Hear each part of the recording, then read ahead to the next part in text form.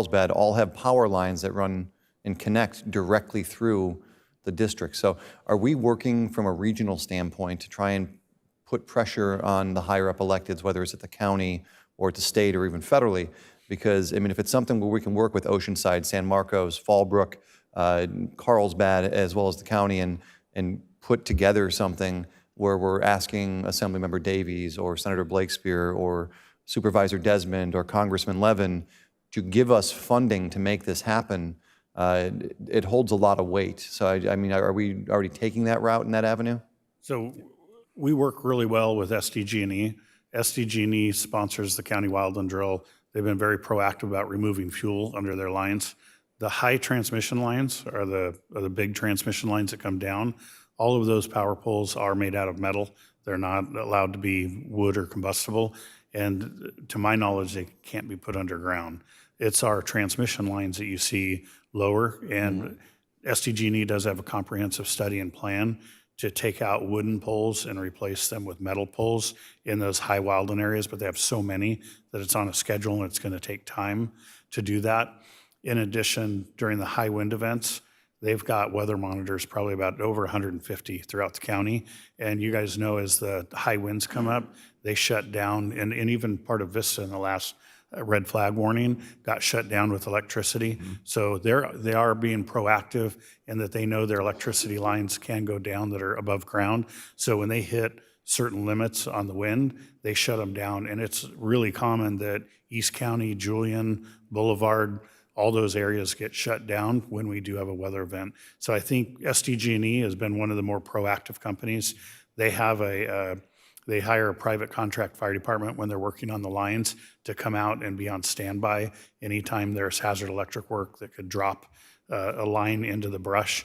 And then they work with us as well. They have fire coordinators. If we ask them to remove fuel on any of the roadways or any of the power lines, they work really well with us. So I want to let you know that SDG&E has been one of the more proactive power companies in the state when it comes to fuel and fire mitigation. Do they have a time frame, or are they still actively studying how long it would take to remove all the wooden infrastructure and replace it? I don't have that, but we could reach out to the fire coordinators and find out at what point in time they think that they'll be finished with the county, or at least finished and everything around Vista. I say this not as a jab at SDG&E, because this issue is not unique to them, but this should have been done 6 decades ago. Well, and just so you know, we've had issues with FEMA too. I was in Poway in 2003 when we had the Cedar Fire, and at the time the ruling with FEMA was they would not do any upgrades. They would replace the damage, but they wouldn't upgrade. So the wooden power poles that got burned, the only thing they would replace it with was a wooden power pole. Wow. They wouldn't do it with metal. So they changed the rules with FEMA after the 2003 fire. So they've since kind of woken up and said, we need to invest in prevention, and if the upgrade prevents this from happening again, we can do it. But there's been issues there too. But we've been slowly resolving those. But we can certainly reach out to SDG&E and find out when they might be done with that project. Well, I know we recently signed onto something, but and I'm not going to speak for the entire council, but I'm sure they agree. If there's anything else that we can sign on to increase funding for this, please let us know, and I'm certainly happy to support it. Thank you for all your hard work. No problem. Thank you. I want to second all those comments. As I said earlier, I think our fire department's been doing some great work with additional inspections. These additional regulations and our additional work on our own property to live by the rules that we make for everybody else are very important. A big thank you again to Vista Fire Protection District, who are our partners in all the surrounding areas of our city, and recently inside the city limits with our outreach efforts. Thank you for being a sponsor of those.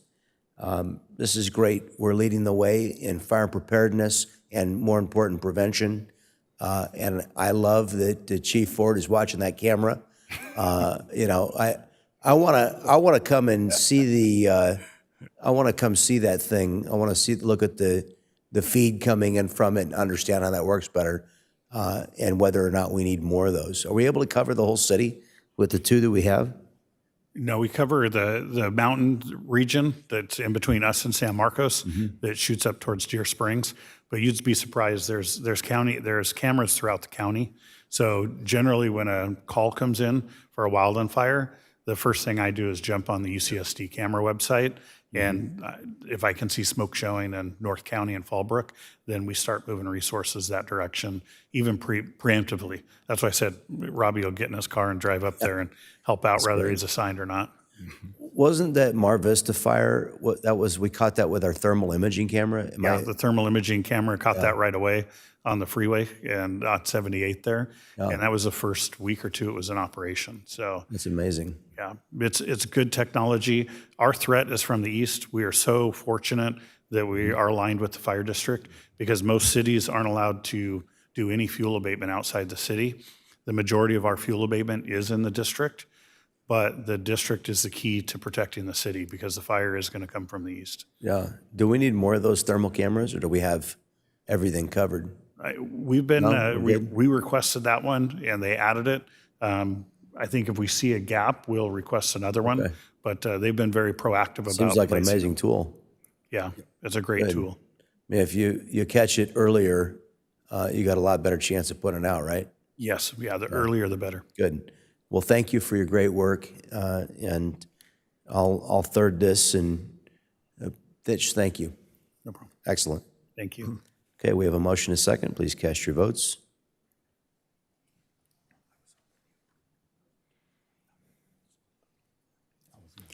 That passes unanimously. That'll bring us to our discussion item this evening, our citywide facilities master program. An update. If any members of the public wish to speak on this item, they may indicate so by using the raise your hand feature, by pressing *9 or submitting a request to speak card. Speakers will be called upon after the presentation. Public Works Director Chris Arce will provide the staff report.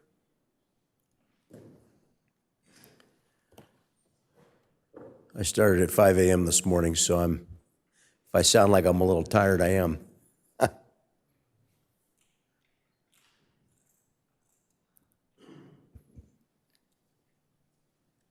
Good evening, Mayor, Deputy Mayor, and members of City Council. My name is Chris Arce. I'm the Public Works Director. I'm here tonight with Aldo Hernandez, the Public Works Operations Manager, and we'll be providing an update on our citywide facility master program.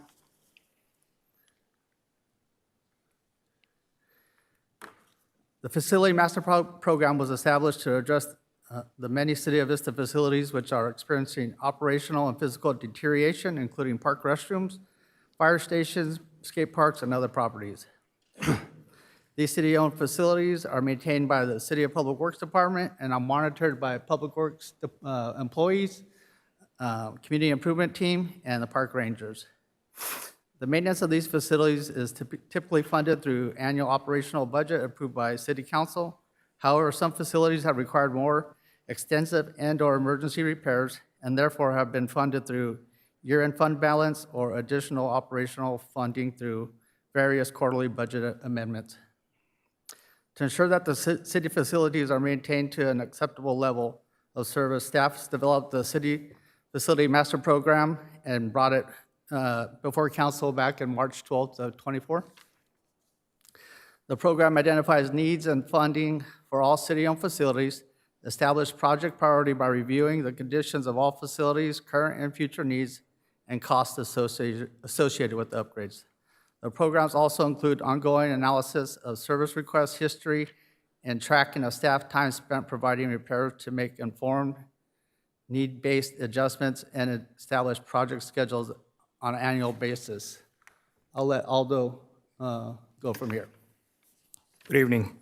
This presentation aims to provide an updated project schedule for fiscal year 2025-26 through fiscal year 2027-28, developed through an established evaluation process and slated for funding over the next 3 fiscal years.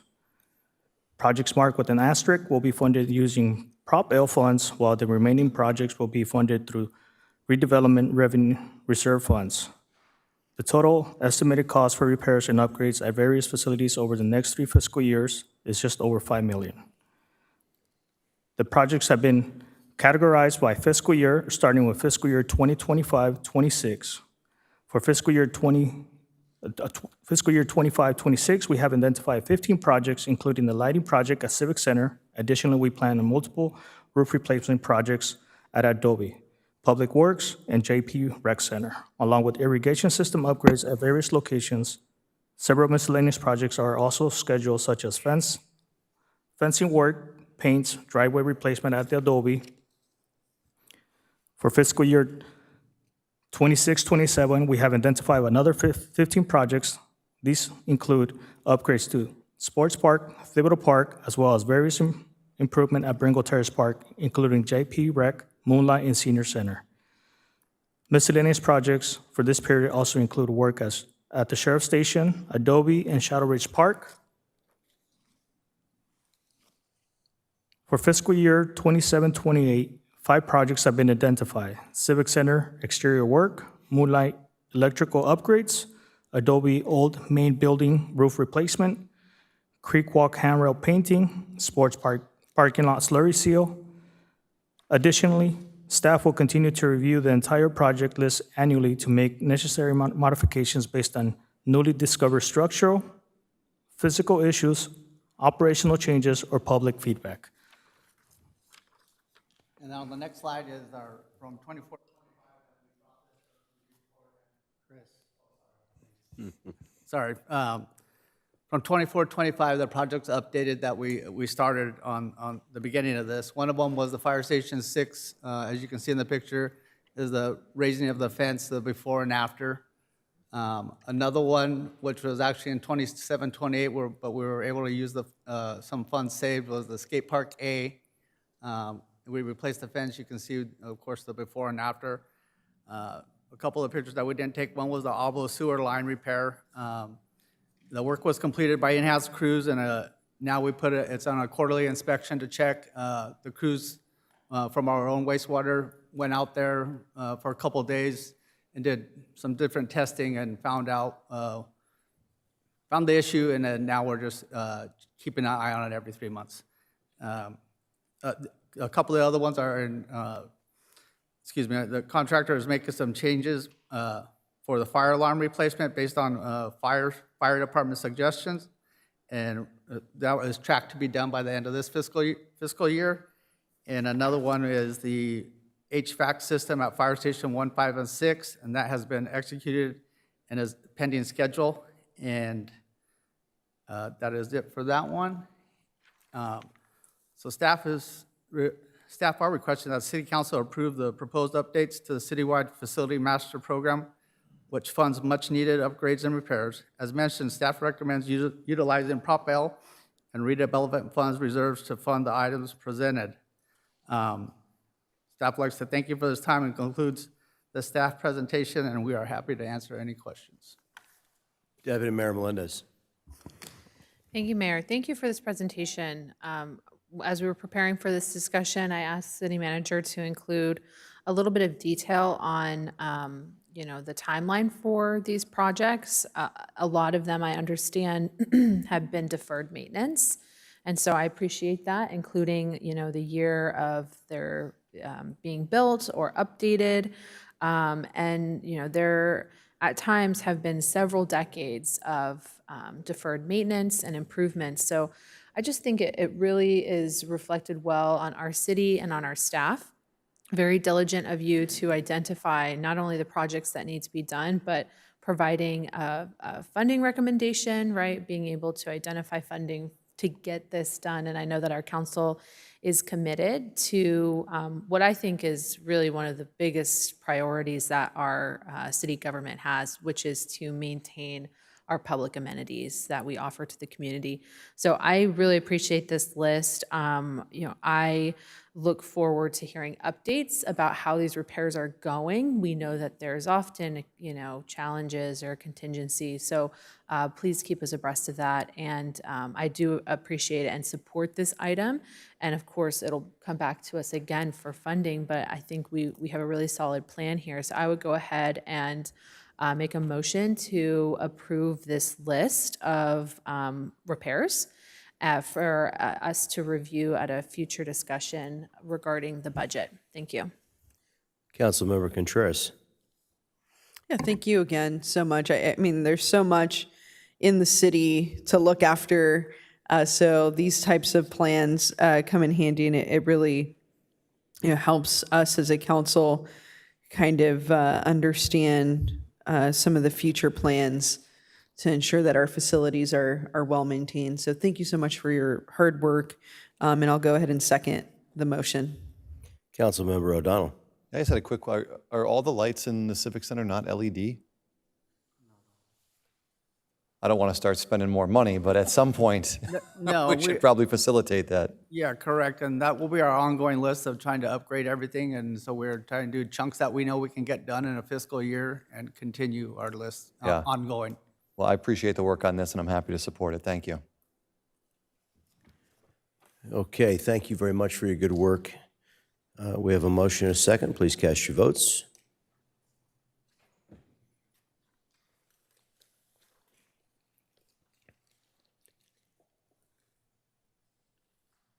That motion is approved unanimously. Thank you again. That'll bring us to comments from staff. Any comments from the city clerk's office tonight? City attorney? City manager? I have a couple announcements, Mayor. Thank you. First, the Civic Center will be closed this Friday as part of the city's alternating Friday schedule. We have a planned power outage this Friday, the 25th, to connect our new solar energy system that's being built in the Civic Center's parking lot.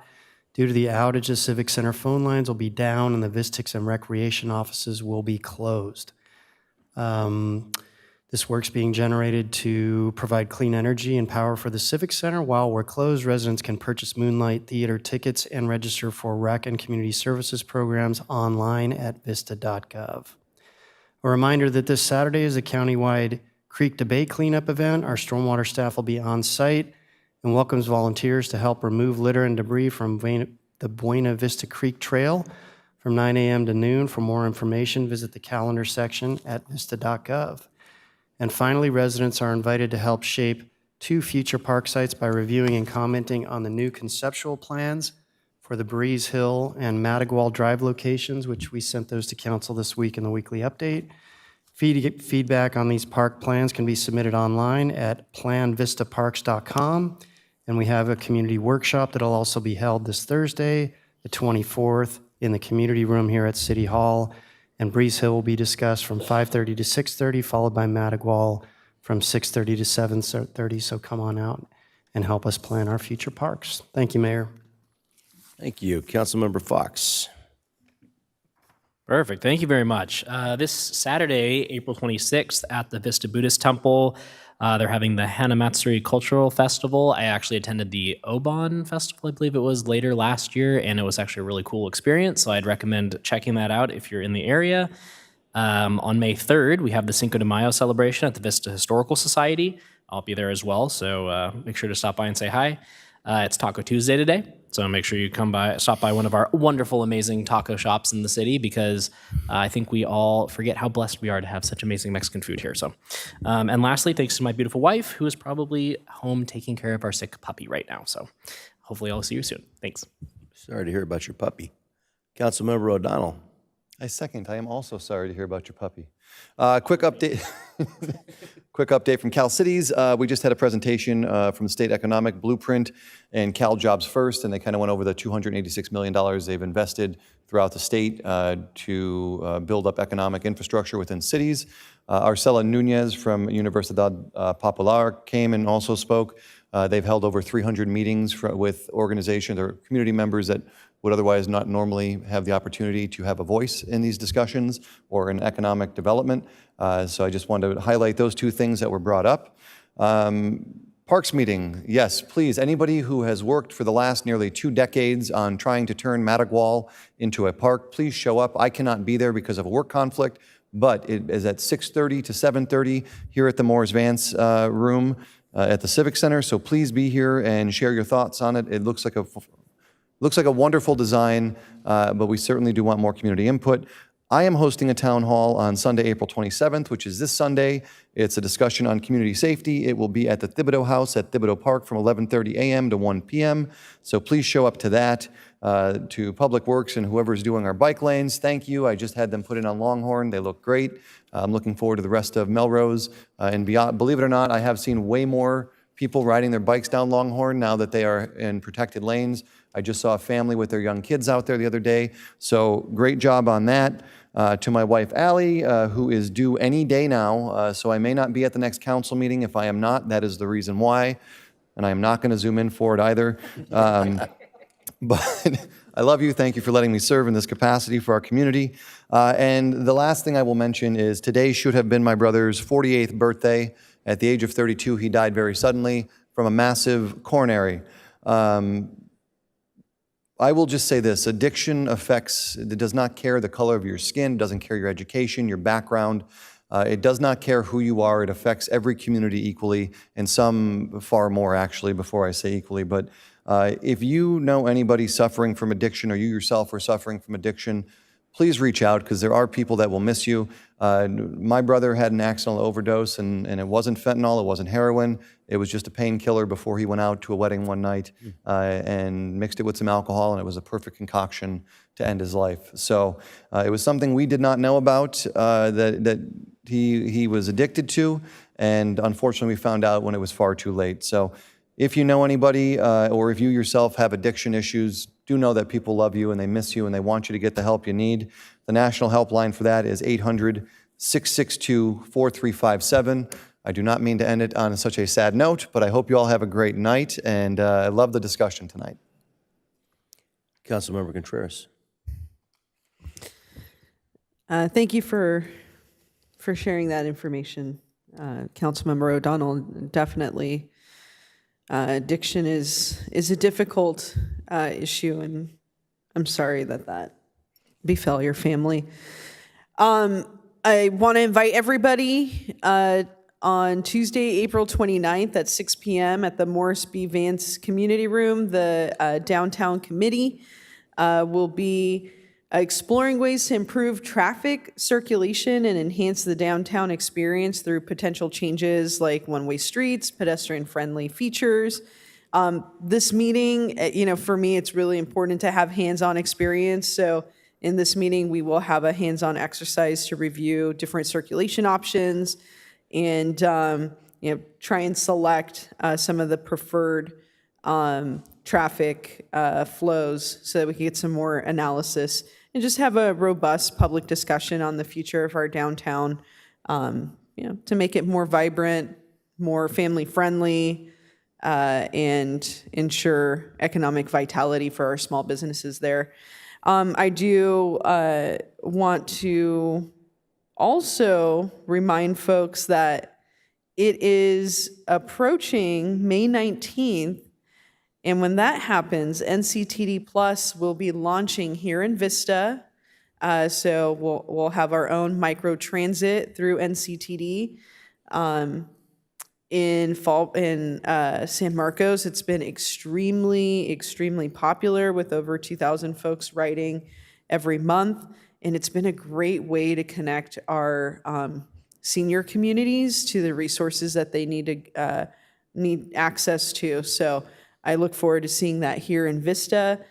And lastly, tomorrow is Wednesday, so for 6 years now, Guerreras en Acción por un Vista Limpio have been cleaning in District 1, picking up trash. They do that every single Wednesday. If you want to participate early in the morning around 9 a.m., you can meet them. A lot of times they come out of Luz Duran Park, but I highly recommend that you get in contact with the team captain and founder, Jovita Serafin, who can let you know exactly where they will be and what their route will be. So everybody have a very good night.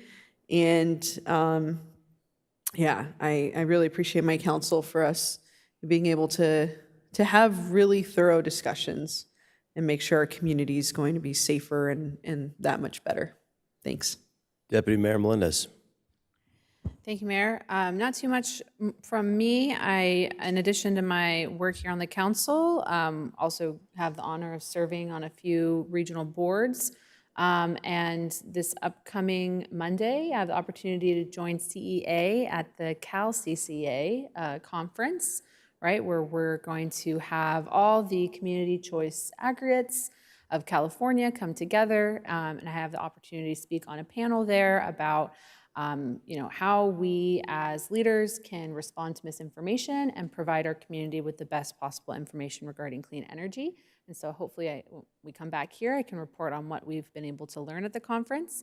And then I also was seeing, different items on my calendar, looking forward to a lot of fun community events coming up this spring and early summer.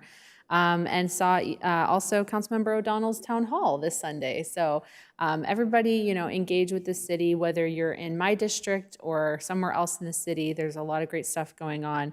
And I just want to say condolences to Councilmember O'Donnell and happy birthday to your late brother. It's really beautiful that you can share your story and be an advocate for our community. Thanks. I second that. Dan, did you tell us your brother's name? Jim. I didn't even mention his name, did I? It's Jim, James Ryan O'Donnell. That's where Caleb gets his middle name from. So Well, I appreciate the condolences, by the way. I second that and agree with you. I mean, we see on the streets of our city every day the way that addiction has robbed people of not only their lives, but dignity and comfort, and mostly their association with their family, even though their family is desperate to have that closeness with them, it puts distance between them and their family. And so thank you for sharing that. We're excited about your baby. That's the only excused absence is when you have a baby or someone. Life and death are the only birth and death. Those are the only excused absences here.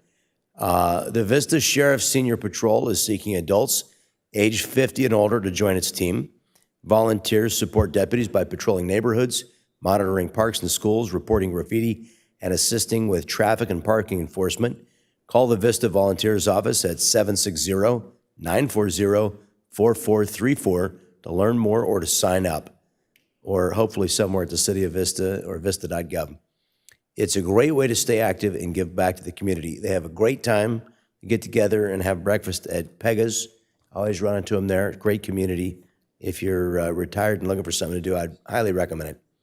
The musical Grease is opening at the 44th season of the Moonlight Stage Productions from April through May 17th. For tickets and information, visit moonlightstage.com. See, Fred's gone. Do we have a clip from Grease from one of their previous productions? Are we advertising that online? It should be. Good. I never see that. The Vista Historical Society, we are very proud. I was actually proud to bring a group of leaders together that were involved in Cinco de Mayo in Escondido, and also at Pega's, which is a great community meeting place. I asked them to get together, and all I did was put them in the same room. Can't claim anything more than that, but they got together and planned a first Cinco de Mayo celebration on Saturday, May 3rd in Vista from noon until 5 p.m. This free event celebrates Vista's rich culture with live entertainment, food, vendors, community booths, and more. For more information, visit vistahistoricalsociety.com. And as always, thank you to my beautiful wife, Shauna, for all she puts up with. Lately, I've been getting out of bed in the dark and coming home in the dark. So thank you, sweetheart, for your sacrifice, and to all of your loved ones and family members, and to our staff's family members and loved ones, thank you for the sacrifices they make. Have a good night, everyone. We're adjourned.